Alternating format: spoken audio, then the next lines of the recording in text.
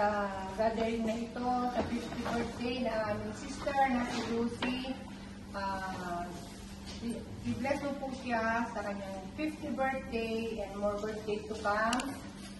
Sa lahat po na nandito na maging bahagi ng kanyang kaarawan ngayon, i-bless mo po kami.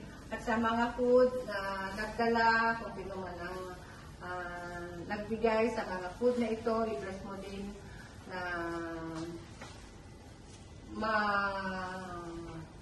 maging malusog kami sa araw na ito, na yung pagkain na bless na hinain mo ni Lord.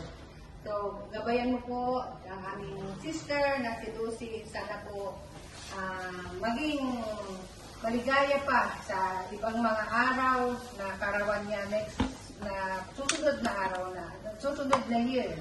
And sa kanyang family sa Pilipinas, i-bless mo po sila dahil wala po sila dito. Sana gabayan mo din po sa lahat at gabayan mo din po lahat. Kami lahat dito nandito ngayon.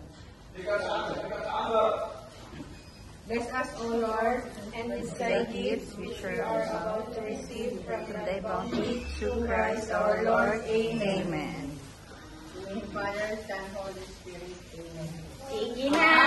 Kanta na! Happy birthday! Ay, ang lungkot naman!